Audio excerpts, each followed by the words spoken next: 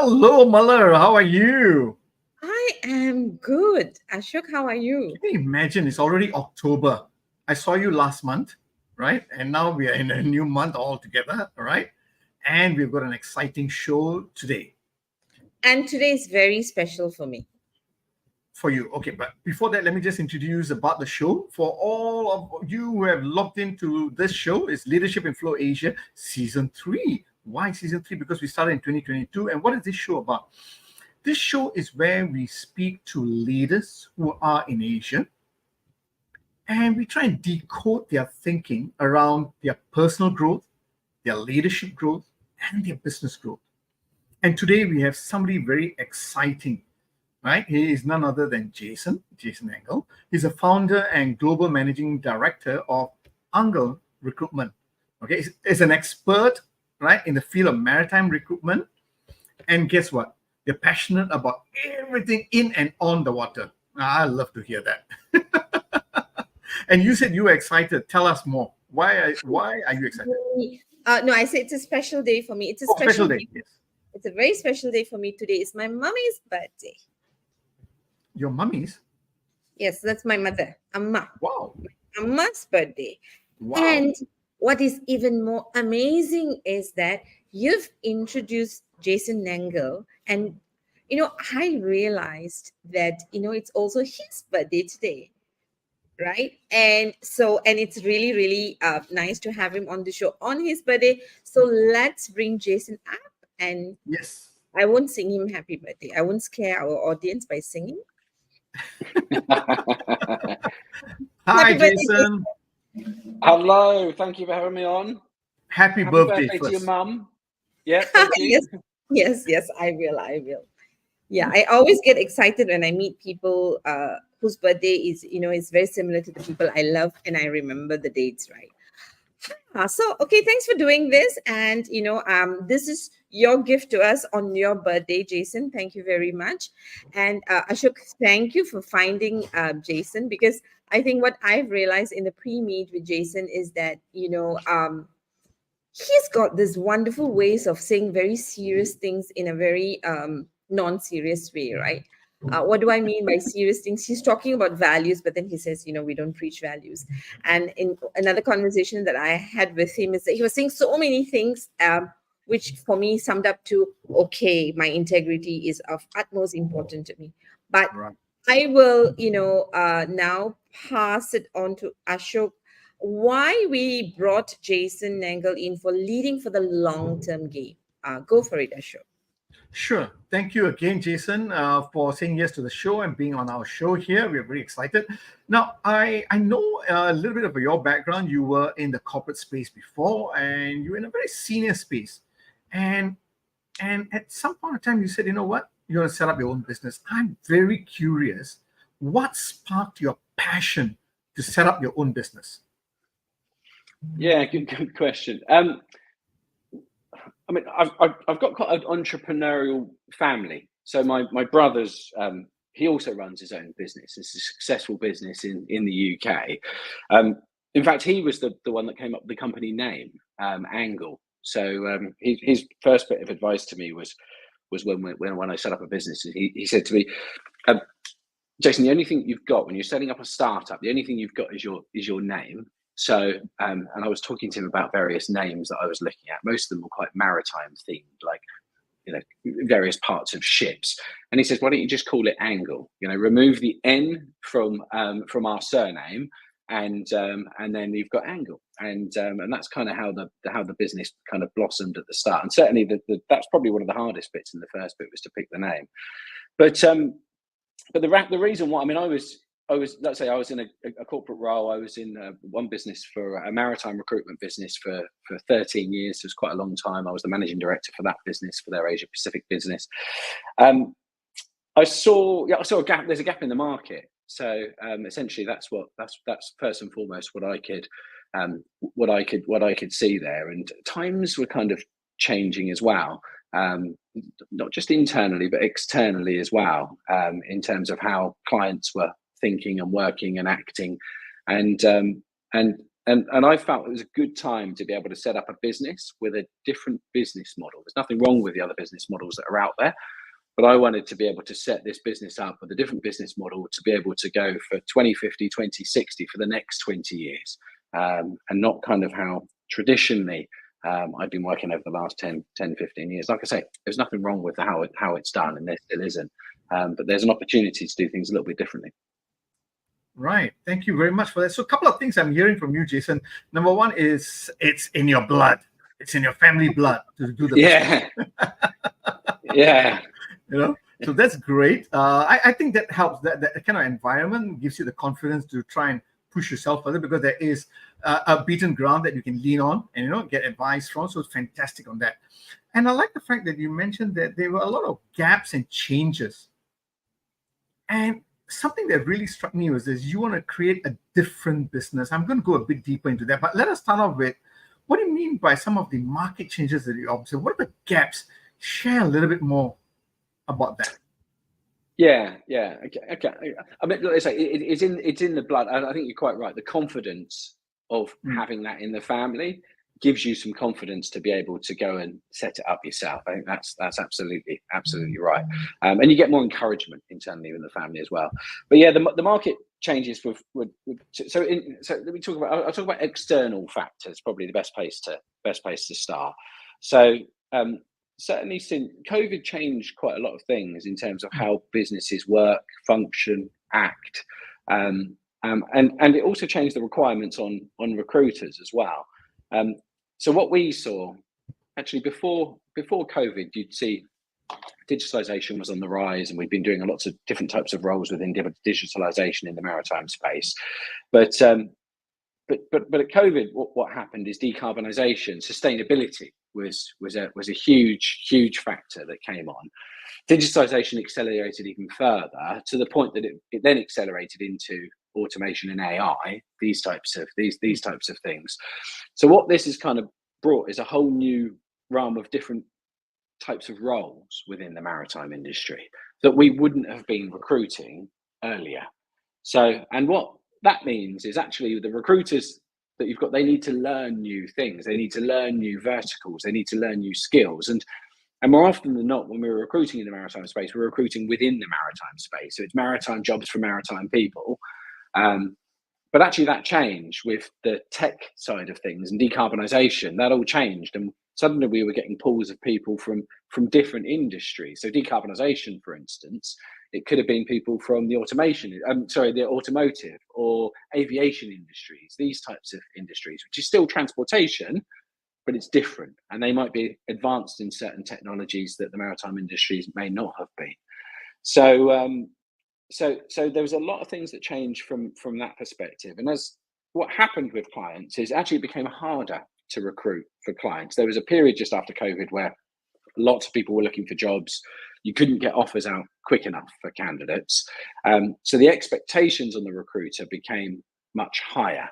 And actually you'd end up doing more work. You'd end up putting double the amount of work into filling a job for a client, essentially. And what that meant is actually you need really, really good, well-trained recruiters that can actually work collectively as a team and individually to be able to achieve the overall goals. So that was one of the gaps, certainly, and it's a big gap. And it's not something you can look at our business and think of, actually, you're a maritime recruiter and they're a maritime recruiter. It is. It's the same business, but structurally it's different. And then internally, there's things that happened as well. So internally, it's things like obviously we had work from home. There was things like work-life balance. There was a lot of different kind of requirements that businesses had to pivot from that perspective as well. So, and for me, it's about creating a business model where you can alleviate as much. There's going to be stress in every job, but to alleviate as much individual stress as you can, in order to be able to get to a collective goal, which ultimately that collective goal is offering really, really good, best-in-class service to our clients. So yeah, that's the two areas which were really big standouts for me. And then that made me look at it and think, okay, now's definitely the right time. When you're part of a big corporate, you can influence certainly how the business is performing, the people you're hiring, the structure of the business you can't change. So and that's when I knew, do you know what, I need to set this up now. Now's the time. Nice. So what I'm hearing from you is something, it's a very important lesson that most or all leaders can actually take on board. Because what you did was you had your pulse on the ground, you're keeping a real good eye. Okay, yes, COVID came, and then you looked at what is happening in the digital space, sustainability, and I like what you said earlier. There were new roles that were being created. So you kept a pulse on that. Say, hey, something's happening here. There are some changes. And there are not enough skills in this area. There are new roles, new skills, not only for the clients, but even for yourselves. You said you need to start having well-trained recruiters. So you saw the trend, you saw the problems that were coming, and you said, you know what? I see the gap here. It's about the roles, the skills, not only externally, but internally. No, fantastic. Thank you very much for sharing that. Mother, I got one more question, right? You said earlier, you want to have a different business. Can you help me understand what you mean by different? Yeah, I think different means we service the same industries to what I'm used to. I'm not doing anything different from an external perspective, but different to us means the service that we're delivering and the people that are within our business. So for example, we make a habit of employing experts. So I think that so actually, when you've got a startup, I think the first 5 people that you hire within your business kind of really frames your business and how it works and how it operates. And actually, those first 5 people talk about culture a lot in businesses. Well, those 5 people each own 20% of our culture. So that's kind of how our business is going to work and operate moving forward. So I'm really fortunate that we've got people with a lot of experience that have joined into our business that I've worked with before. I know them, and they're the best in class that I've worked with, and that's the platform that I want to take our business forward, to be able to offer the right service to the maritime industry and kind of plug some of those gaps that I was talking about earlier on. Nice. So your difference is about being the best in class and providing the best in class service, and about the people within the business itself, right? And how we work internally. So we do have different tools, but also about the support that we give internally. And businesses give people support. It's known for that. But ours is, if you're surrounded by, let's say you're a new person that comes on board, you've got 3 people within, very close proximity where you can just ask questions, you can do meetings with them, join candidate calls or client calls. That transfer of knowledge is quite natural. That happens quite naturally there, and people grow really, really quickly in that environment. Okay. Now Muller is looking up. I mean, she's got 3 questions coming up. Yes, Muller, go ahead. No, I don't have 3 questions, but what I thought. So what I picked up from Jason is very much 2 things, right? He saw changes in the environment post-COVID. So the needs of he saw changes in the needs of the employers, which means that it's increased expectation. So the expectations were higher. But what was also interesting is that for the employees or the candidates, they were also experiencing change, and their expectations had also changed, which means that now there's increased expectation from both sides, which then makes the job of a recruiter a lot more difficult, right? Because they both have increased expectation, which then means that everyone is going to be more stressed out trying to meet the goals and objective, right? Which I thought was fantastic, because he very quickly zoomed in to say, you said 2 things, you probably just came out. He said, now my job is to make sure I'm serving 2 groups of people. A lot of times when we talk about serving, we think about the employers, right? They're the ones who are paying us. But you're saying, I've got 2 groups of people, and both of them have something in common. One is increased expectation, which means that I need to get stress off them, because when they have increased expectations, they are also under pressure, or they are having certain stress that they want to overcome. So, and he just goes for, how do we, get rid of the stress from both of them and look at collective goal. What do you want? Let's put all of this together, and I'll become the bridge to get both of you to meet, and and that determines your success factor. Now, that's a lot of work to do that. because it is so much easier to say, hey, you have a demand, you have a supply, let me introduce you all and let's hope something works out, right? So tell me, I mean, doing all of this, and even in the startup that you were telling me, how the first 5 people are so important, and you're very focused on the expertise, right? What results do you care about most? Why work so hard? Yeah, I mean, from our perspective, it's about client feedback. It's about client and candidate feedback is the most important thing for us. So, and we can measure that, because we can measure that by how many clients engage us, we help them, and then they engage us again. Now we've got some really big volume clients that we've taken on, and actually that's not that common from even the 13 years that I was doing it before. So that shows that actually we're offering a really good service level to those people. And it's always been the case. If you've got your best people speaking directly to your clients, those people are going to essentially do more business with that client than if you've got someone who's not as advanced. So, you know, our recruiters, essentially, the ones that are speaking directly to our clients, are the ones with the most experience, the ones that we would call experts.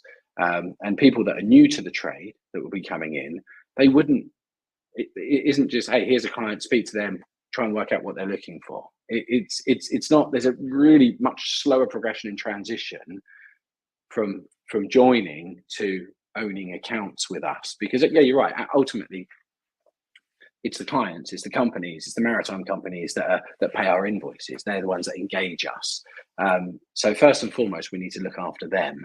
And that's really, really important for us, that they speak to the best people, they get the best advice, they get the best service. And that's important for us. So we have a bit more of an account management model within our business. Whereas typically recruiters, when you look at recruiters, particularly maritime recruiters, everyone does the same thing. So, you know, and recruitment can have quite a high churn of staff as well. So which means that, you know, clients get fed up with, oh, hang on a minute, I was speaking to Johnny last week and now Cyril this week and now Sheila, you know, 3 months on. It's not quite that progressive, but you know, people want some consistency, and they want to be able to build a relationship with the partners they're working on, because essentially we're an extension to their HR team looking after the recruitment aspects.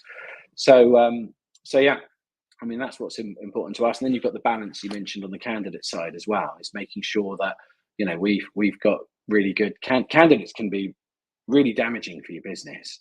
So in terms of if you don't look after candidates, then they are going to talk amongst themselves and say, hey, these guys don't reply to the emails, these guys don't do this, they don't do this. So you need to have a really good connection with candidates as well. And we set up a rule in our business that anyone that direct messages us will get a response from us. Now that's hard to roll out. That's actually, it sounds like a very simple thing to do, but it's actually quite challenging because of the volume of messages that we get. But any DMs, if anyone DMs me, they know they'll get a message, and that kind of rolls and continues throughout the business.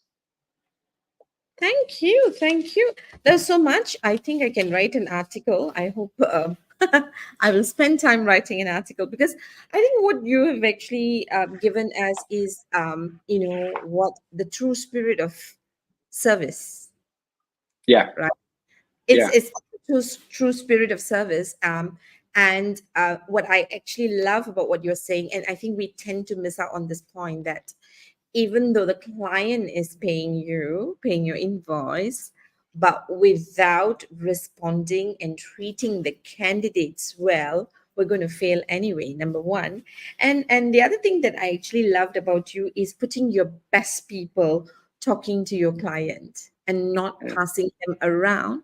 Because I think if we look at businesses now, right, we've become less service centric.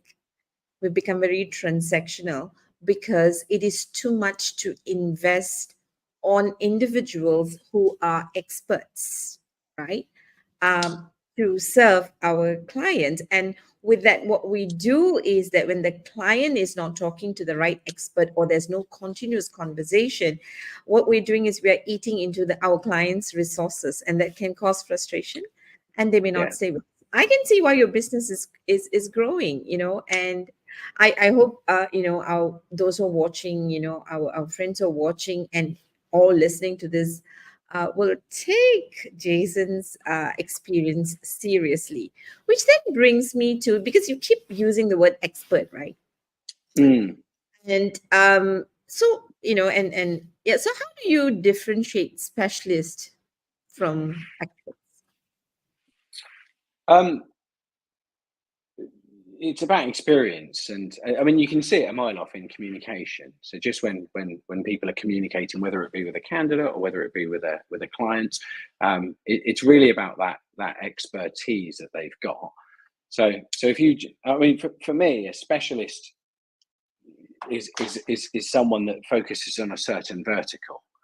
It doesn't necessarily mean how long they've been doing it. I mean, you can get a name card within the first week of joining a company saying I'm a maritime specialist or I'm a commercial shipping specialist or whatever vertical that you're specializing within that. An expert, it's very hard to justify if you've only been doing the job for a week. Oh, I'm an expert in this. Well, why are you an expert in this? Well, you've only been doing it a week. You can't justify that you're an expert in this. If it takes years to be an expert in that field that you're working in. So and that's why we use that term experts, because like I say, we want our experts ultimately speaking to our clients, and we want everyone within our business helping each other to become experts themselves as well. So that's how I look at it. Yeah, but I'm very curious to know, right? Like when you think about experts, people who have spent enough time gaining experience to be in that space, right? Yes. How do you how does that make a difference to clients, in your opinion? Yeah, it's the knowledge that I mean, and it's not just time. And people may have been doing recruitment per se for years, and they might have been going from different verticals, or might not be that successful, might be just okay at doing what they're doing. But with time comes experience, and with experience comes knowledge, and with that knowledge, it helps you be able to communicate that information flow to whether it be your candidates, whether it be your clients, and but it gives you credibility, and that's one of the key things that you want. Is it gives you credibility. It helps people feel that they trust you, and they should do. That's the area. It's that trust element. People aren't going to use you or listen to you unless they don't trust you, and they won't trust you if they don't think you know what you're talking about. So, and the reality is we have quite a helicopter view of the market, how it works. So individual companies, when they're looking to hire certain people, well, they've got a problem. They need to find someone, but we kind of know the solutions to finding the problem, how easy or difficult that would be. Yes. But we need to be able to transfer that knowledge to them. We Right. can't just have that in here. It needs to be able to be verbalized to these people. And much the same if you're speaking to a candidate and they're not right for the job, you need to be able to explain to them why they're not right for the job, why you're not selecting one, why you're not shortlisting them for the job. Nice. So there's loads of things like that, and that comes with time and experience. Nice. But you know what? I'm taking this away from me. I'm not sure whether I'm on the right track, Jason. What I'm learning from you, the major difference for me from what you're telling me between a specialist and an expert is you can choose to learn and specialize and pay more attention, because specialist for me comes across as something that I'm learning about more. Whereas when I put myself as an expert, I have enough knowledge and skills to help you solve your problem, which then puts my credibility on top, for the job. That's what I am getting in terms of differentiating it. Is that, Yeah. does that resonate with you? Okay. All right. I Yeah. got my summary right. Ashok. It's a close call. No. I like that differentiation because Jason talked about being the expert is building that credibility, right? And like you said, credibility comes with the knowledge, the time, the experience, with the relevant skills, right, to make that difference. So thank you very much. So then I have a question, Jason. Now you have people who come and join you, whether they can have some experience. Okay, their experience could differ, right? Yeah. So how do you now support your team to be collectively a group of experts? So they come with varying degrees, right? But how do you get them in your standards? How do you support them to be collectively the experts? Yeah, I mean, we work very closely together, all of us do. So we're quite a collective team. So it's not, here's a phone book, go do your best. And often, so for instance, so when people join, I will have work for them. I mean, I might be working with a client, or Amy or Tony might be working with a client, but those people will join that client call with us when we're taking, let's say, a job briefing, for instance. So they'll join that call, they'll contribute to that call as well, but they've always got someone with a lot of experience joining them with that. Much the same as if they want to go and visit a client or these types of things. Or if we're working on senior searches, one of us will be on that call with them as well to be able to help them with the assessment. And of course, by doing the job with someone, people learn a lot more rather than, you can train all this in a week. You can train how to be a recruiter in a week. Probably 30% of that information would stay in here, and the other 70% would only really come with consistent practice and all that sort of stuff. So yes, we train people, but we tend to do a lot more on the job coaching and mentoring. But we do the job with them. So we're not saying, yeah, speak to this candidate, you're on your own, or speak to this client, you're on your own. It's more of a team. It's much more of a team effort. Whereas people can learn from each other in that way when you're doing it together. It helps a lot. So these are just small things. And when we do a lot of team activities, for instance. So I focus a lot on teamwork. So, and that's some of the differences. Recruitment tends to be very much of an individual game, and I tend to focus a lot on teamwork. So, and I want everybody to do well, and it's in the best interests of our management team, and they're rewarded as well on the team collectively doing really, really well.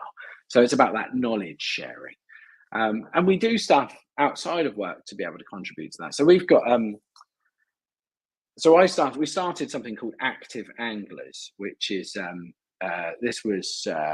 we did the first one last quarter, where basically we pick a sport or an activity every single quarter that we want to learn, and we get a coach to teach us that sport or activity, and we do it every quarter. So we'll pick one day of every quarter, and then we'll do that together. So it helps us with teamwork, it helps us relieve a bit of stress, it helps us have a little bit of fun together as well, and it creates a good bond. So the last one that we did was rock climbing. So we went down to Kalang, and there's a wall in Kalang, and we had an instructor that was teaching us how to rock climb for a couple of hours. It was great, really, really good fun. So, and we take a vote on, each of us say, listen, here's my top 3 activities. I wanted to do paddle because all of these footballers are doing paddle and stuff like that, which is, like mini tennis, for instance. But rock climbing came up as the favourite. So quite cool. I've not done much rock climbing and enjoyed it. Really, really enjoyed it. So, and we did it all together. It was great. Nice. So what I'm hearing from you, Jason, I love this, because a couple of things that comes to mind. Number one, you mentioned, yes, there is training. And like you said, that's only about 30% effective. But I like the fact that you follow through with an on-the-job kind of coaching and mentoring, along the way to help them build the confidence and translate that knowledge into effective work, right? Yeah. So I think it's a fantastic model. And that's a model that I believe that many of us should be starting to look at more deeply, right? And I like your idea of team activities, not only about knowledge sharing, but team bonding in a way where, again, you're not just saying, let's throw any activities, but let's choose an activity that we have not done before and try and push our boundaries. Let's gain some confidence there. And I like that because what you're doing is you're again embedding another philosophy or principle within. You said, hey, you know what? Let's get uncomfortable. Let's push ourselves. Let's learn. But let's learn collectively. Yeah. You know, Yeah, I love that. absolutely. I love that. So Malan, let's go to rock climbing soon, right? It's good fun, I tell you. We had a great time. I'm sure. I'll take you hiking first, Ashok, when you come here. Oh yes, that's true. That's true. That's true. I love the pictures. So okay, I hear all of this, Jason. That's the nice. I'm being a little naughty here. I'm going to say that's a little nice Disneyland world. I get it. But what are some of the workplace habits or behaviors that you've seen that can disrupt team dynamics or productivity? Because I'm sure there's flip side to the coin too, right? Yeah, there is. And I think the important thing is you need to be able to hire the right people. And sometimes you don't always get that right. But I mean, there's lots of things that kind of contribute to that. It's things like office gossips. You know, I particularly in larger offices, I think that, yeah, and there are some harmless people that gossip about harmless things, but then there are some things which can, you know, not be good for other people. And no, you generally see it in quite a lot of offices. We don't have any office gossips. We've only 5 of us. There's not much to gossip. We can all hear each other in the same room, right? But you know, I've seen it in businesses, and I think it can be. I think it can be quite destructive, particularly about the wrong subjects or topics or things like confidentiality. You know, people not holding firm on confidentiality. You know, as recruiters, we've got. I'm not really referring to this as a recruitment.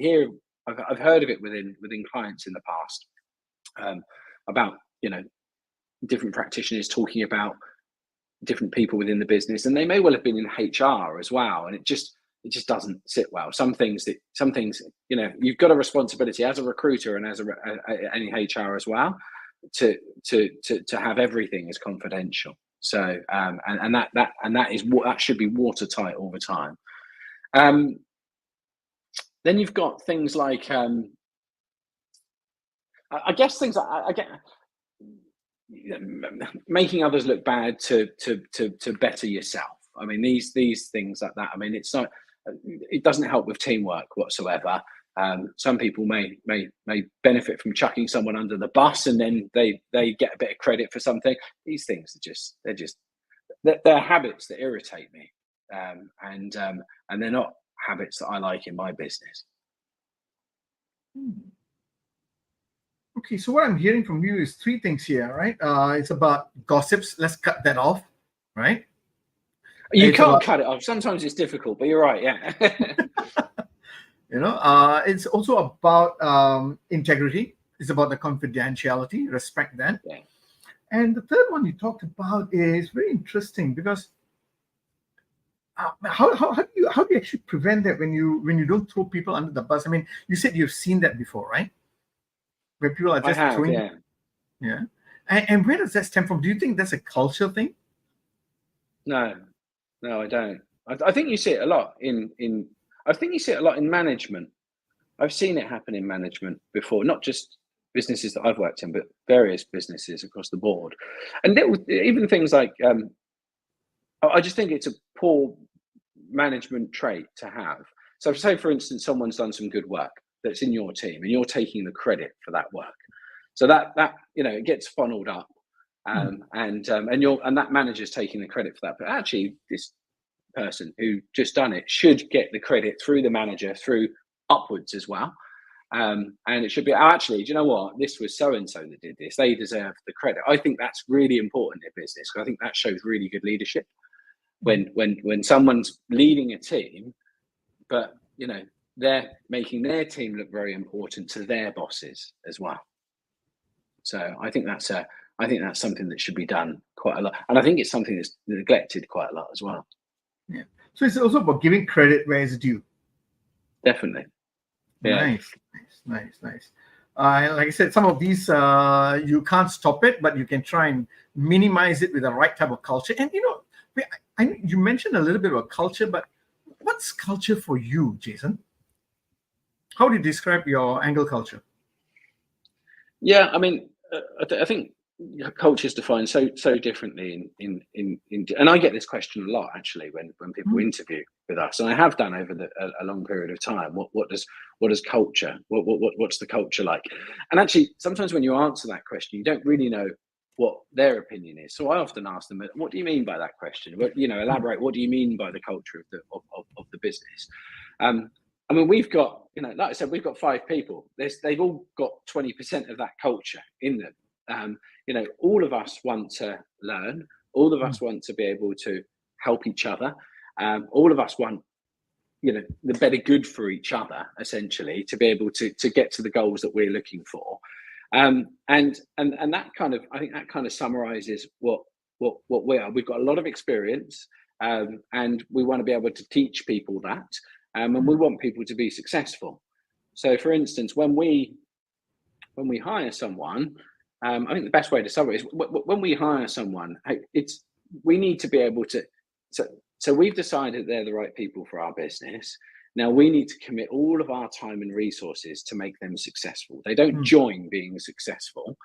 So we need to be able to make sure that we can commit all our time and resources to that person to make them successful. Now, if you hire the right people, 9 times out of 10, that works out well for you. Now, sometimes, you can do all the work that you want to do, but that person just doesn't have the motivation or drive. That you need to kind of work out from an interview stage and select the people that are coming into your business that are motivated, that are driven, that kind of have the same values as you, and that want to be successful in the business as well. They don't just want to plod along. But if you hire the right people, invest in the right people, then they'll be just fine. Nice. So what I'm hearing from you, right? It's what is important for you, or if I come to your office, what I will find, or the vibes I'll get from everyone is everyone loves to learn, and they like to help each other be successful or help each other, right? Yeah, and they want to earn money. Of course. Yeah. But I like that. So it's defined in that way, I guess that's why you do rock climbing, right? Or you push and learn new skills every quarter. Fantastic. Yes, Mother, you have a question. Okay. I thought I'll never get to it. Thank you. I shall go on the quiet now. No, not at all. I think, Jason, you've given us so much. So my biggest takeaway when you talk about the 20% and the culture, 2 things I take away.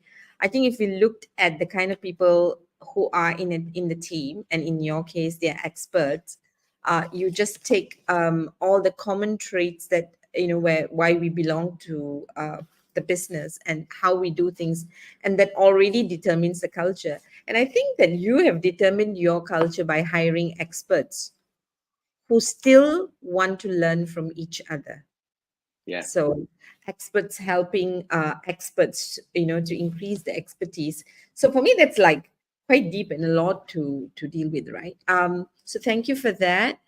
But I'm very curious to know, right? Because you see, on one hand, what I love about the way you're thinking is the kind of people who need to serve in the business. It's of very high quality.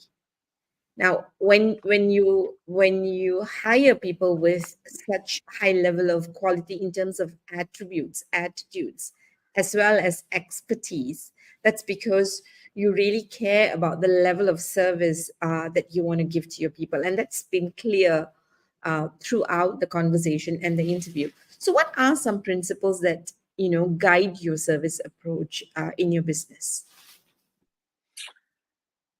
Yeah, I mean, I think integrity is going to be one of the key principles that we would that we would be really pushing forward. There's all sorts of stuff with integrity within recruitment, but it's people. If you want long-term relationships, you need to be trusted, and I think that needs to breathe throughout the whole business. So I think that the integrity piece is absolutely keen, and obviously a good platform for for everyone to be approachable within the business. So they've got, people can ask questions, and people can make mistakes. People make mistakes, but it's important that if people make mistakes, that they can learn from them, and we can help them learn from them as well. So does that answer your question? Yes, I think you've actually summarized it. You made it easy, but it's complex, right? Because it's easy. Integrity is one word, but to hold that integrity throughout our interactions and present takes a lot to make that come together, right? Because you've mentioned integrity, you've mentioned trust, but I think if you ask me what was my aha between integrity and trust, because that's something we know is essential to any business, right? If you need trust to build integrity, but I think the other thing that you've actually brought in, which I think is very powerful, is that people are approachable. Because if you are approachable when you're serving your clients, then in my experience, clients feel safe to tell you about their problems. And when clients feel safe to tell you about their problems, then you are in a better position not to guess, but to look up for solution with your expertise to help them. And when you are trustworthy and when you have integrity, then they know that you mean what you say and you're going to do what you say. So that's it looks simple, but there's a lot of depth, because to become that, it takes expertise, it takes culture, it takes structures, it takes great leadership to bring all of that together, right? And now, then I think most startups, many businesses that has grown will totally very easily be on board with all that you're saying. But at some point, we get into crossroads, right? The crossroad is often we wake up in the morning wanting to do our best, whether we are leaders or experts serving our client. We all, I believe we all want to do our best. Nobody wakes up to fail, right?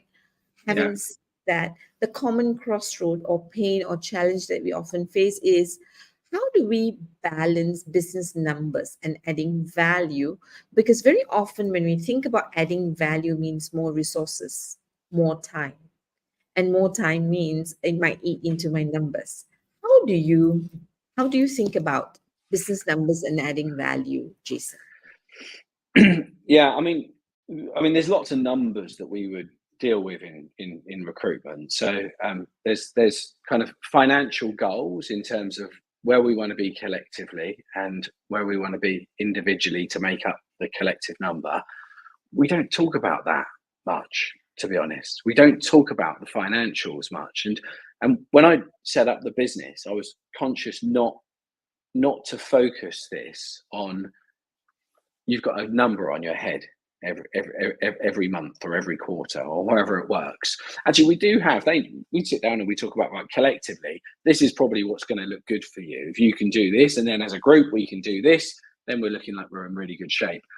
And that's alien to me. So that's completely different from another corporate life I would have been in. That would have been very, very different. You'd be used to regular check-ins on numbers, where you are on numbers of placements, how many interviews you've got, all of these types of things. So, and taking that away it's not taking it away completely, but not talking about it every day to people about, oh, how much have you done this quarter? How much have you done this month? How much have you done this week? Removing that, it removes a little bit more stress, because I think when people get too stressed, they make bad decisions and they get desperate. And I've seen that in businesses. Where people have been there for some time and they haven't done their numbers and they're still new to it, and they start to get desperate and they start to work the wrong jobs, and the quality of the work that they go, and it just tends to just be about quantity. So we want to avoid that completely. Now, of course, we sit down and we talk more about our processes, what we've got going on. So what clients are we working with? What jobs are we working with? How each of us are doing in terms of being able to find the right talent for each of the jobs. And because once we understand what that looks like, we know we know what the financials are going to be at the end of that. So so that's kind of by the by, but we just need to make sure that we're doing the right things at the right times to ensure that we can reach the big ticket goals that we're looking at the end of it, and making sure that the quality is there, right? So making sure the quality is there, the service is there. So if we focus on that, then we're good. As a recruiter, we're quite fortunate. You know, you can pick and choose who you work with as a recruiter. So you know, people don't. We get people that contact us and we say, sorry, we can't help you at the moment. Either because it might not be the right type of search, or might not be the right type of job for us, or generally in the maritime sphere, we'll work on most of it. There are certain areas that we won't, and then we may turn around and say, actually, do you know what? Particularly if someone calls me and says, Jason, we've got 5 recruiters working on this job. It's been there for 6 months. I'll be like, okay, use the other 5 because I'm not going to add much value to 5 people working a job for 6 months, for instance. It's, you know, we've got better things to invest in our time. Most of our clients work with us exclusively. So a lot of our clients work with us on a retained basis. We do a lot of senior level search work, which is all retained business. But we do all of the middle stuff as well. So yeah, I mean, it's just not focusing too much on the numbers, but I think that's come from experience with me. I didn't set this business up until I was in my 40s when I became a business owner. I think that gives you a level of maturity when it comes to running and owning a business, which means that it's not just about the numbers. So, and we've not got big bills to pay, which I'm chasing people for money to be able to do that. You know, we've got a really good foundation financially as a business, so it means that you don't need to be desperate. Wow. Quite a lot there. Yeah, quite a lot there, but I think it's challenging to unpack because, I mean, I can see your clarity throughout, right? Because what you're doing is, I think I would think is not normal. Really? At this. Yeah. Not normal, but common sense. So what you're doing is common sense that's not often used in business or in life, but let's talk about business, because you said, pretty amazing things, right? So one is we have goals. I mean, we have to wake up to something, right? So the goals are there, whether it's individual, what do I want? And what does what's the team going for? Team goal. We've got a vision or a dream to start with, if I may put it that way. But I thought what is profound is you recognizing that stress is not going to increase performance. Well, yeah, stress is going to erode quality. And this is the common sense that we don't use in business, right? When we look at organizations, I mean, even I tease my clients sometimes, because in their ad they will say we're looking for people who can work under high levels of stress, right? Because you're very clear that there are certain types of stress. So and you're talking about positive and negative stress, because you're very clear that we need to stretch ourselves, we need to be better, we need to value add, we need to have quality, we need to keep growing, and we need to keep learning from each other, and that's positive, right? But yeah, you put the idea of numbers as to, I'm not chasing numbers, but I am now chasing purpose, is what I hear. You didn't use the word again. And the purpose, if you are clear about the purpose you're serving, which is serving the quality, you will then do the right thing. Jason, I don't know whether you would agree with me. As you said, the right thing, I was writing in as you said it. And right now you should think that I can read your mind. Yeah. Sorry, that was like, I mean, it resonates a lot with me. It's very deep, because we tend to say we are focused on the quality, but the quality is really determined by how you treat your people, right? And take the stress out of them so that they can actually work on it in a very calm state. So thank you very much. Did you want to add something else? Jason? Yeah, I think, and also with that, I mean, when people walk into the business and they see lots of people that are very good at their jobs, they see the levels here, right? so they automatically know, hey, I want to be up there with this level. We don't need to be constantly reminding them what that level looks like all the time, but they can see it every day. So it's just and I think that's what really pushes and presses people on. Like you say, there's good stress and bad stress, right? I've got lots of stress all the time, but I always consider it good stress because I like my job. It's quite good. There's lots of moving parts. I'm spinning stuff all the time, but it's fun. I enjoy it, right? Yeah. But I think that's where the start of getting experts in the job makes a whole lot of difference. It does. Because if you don't have experts in the job, then what then happens is that the opportunity for growth can create insecurity, because I then think I'm not good enough, instead of thinking I want to get better at my job, right? I want to be better in serving the purpose. I want to really resolve this to be better, to have the grit and the growth mindset. I need a healthy level of self-esteem is what I'm getting getting from you, hiring experts. Oh, thank you. That's so powerful. I don't know whether we are serving the audience, but you've served me, Jason. Thank you very much. Yes, Ashok, you on, because I think I need to write some notes. No worries. I hear you, Jason. I love that thinking. I've got a flip side question for you. I won't say controversial, but I'm just like, how do I say this? Okay, so what you talked about is, yes, there is financial stability within the organization. Fantastic. You bring in experts who help each other, who want to serve. Fantastic. You remove the stress. I love that because the quality drops, right? And you focus on the purpose. But what about yourself? Because you are still a business owner where you're looking at a P&L and you're responsible for that. So how do you now balance that stress for yourself?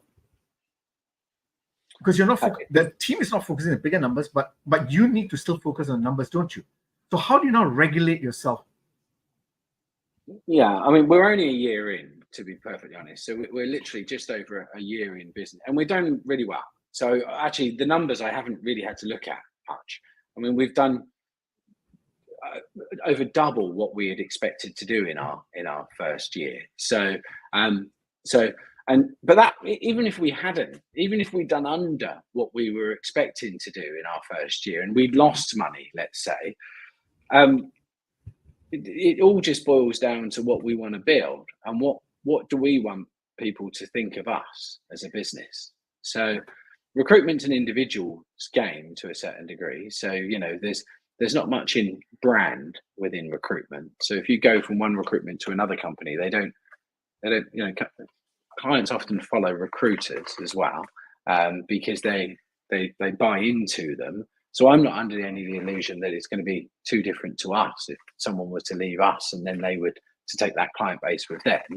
I need to be able to create a platform where they want to continue to stay with us and we reward them the right way so they don't leave us.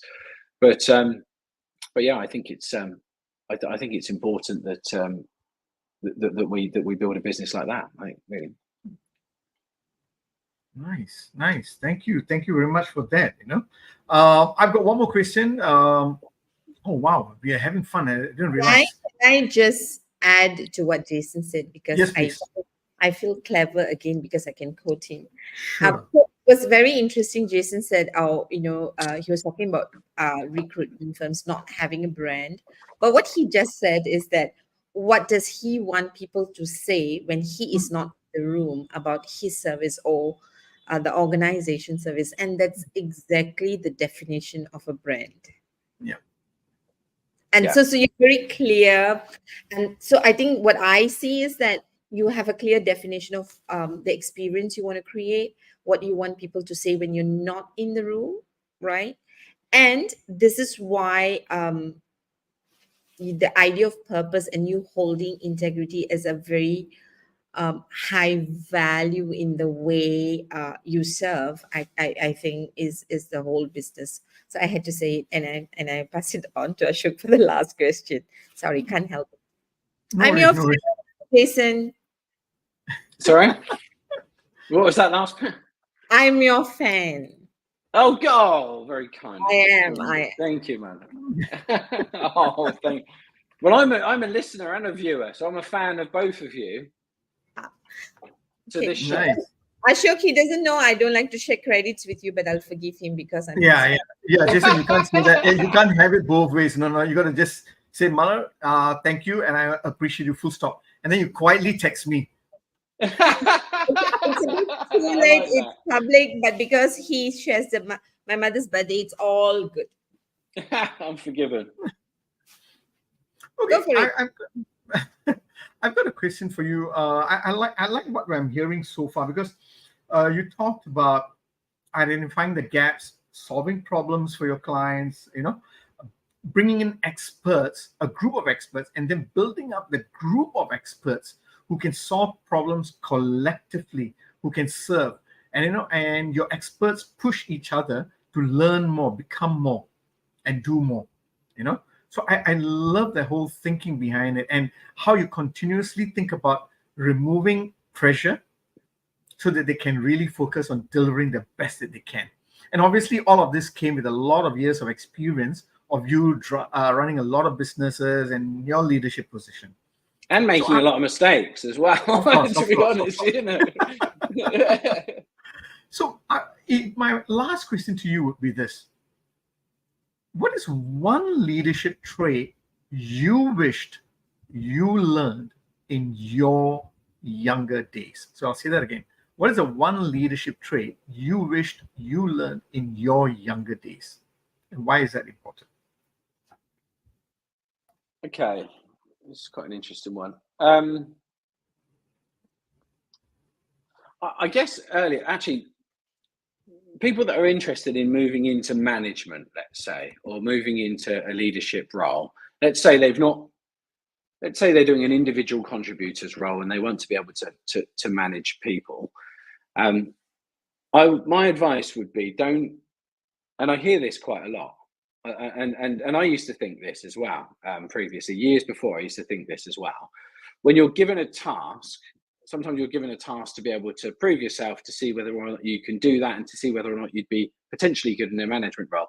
But often some people would then think, okay, well, why am I doing this for other people? What's in it for me? Mm-hmm. And that what's in it for me will stop you from ever being promoted, in my opinion. Wow. So I don't think it did me any favors when I was younger. I think I was good at what I did, probably a bit cocky at what I did, but didn't really involve too many other people around me. And I learned that actually that really just means that this guy is a really good lone wolf, but he's not going to be someone that's going to be growing teams for us. And that's because you think, what's in it for me? Now I changed quite quickly, quite early, because I realised that that's something which is not. But I hear it quite a lot. I hear it with I think people generally expect, oh, I've done this job for X amount of years and now I should be the manager. Well, actually, that used to be the way how things are done. Now we've got lots of shipping clients. They're quite old-fashioned that have this mentality. Now even they're changing now. It's not done on length of service if you get promoted.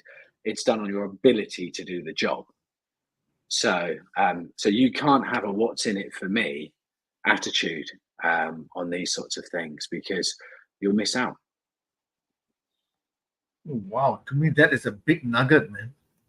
Because we've always been hearing about what is in it for me, but what you're saying very clearly is if you go in with that attitude, what is it for me, you will not get your promotions. I mean, the world is changing. You've got to shift your thinking, right? But you've got to prove yourself as well. And you don't, essentially companies, they're not going to promote you just because they might take a punt on you and think, oh, actually, let's put this person in charge of 2 or 3 people. Let's give it a go. They've already had discussions and board meetings or whatever they would have done to think, okay, we've got a group of people here. Who do you think is the best person to be able to lead these people? So, and that's, ultimately the person that says what's in it for me is probably going to be at the back of the queue, because they're not going to do anything unless they want to be a manager, but they don't want to work and prove themselves as a manager before they become one. So, wow. I love it. I love it. Thank you very much, Jason. Thank you. Yes, Mala, you got something to wrap up before? Are you No, going to sing that birthday song now? my wrap up would be too long. Jason, thank you very, very much, because I think while we started the conversation about leading for the long-term game, right? I think you've given us so many nuggets as to, our mindset as a leader, right?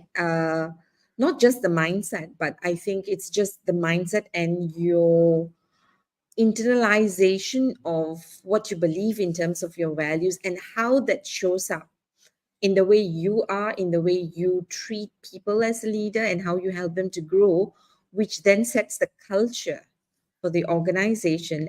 And we know that that's the, I won't say secret formula, but that is really the secret to sustaining a business. So thank you very much for taking time to be with us and to have given us so much during this 1 hour.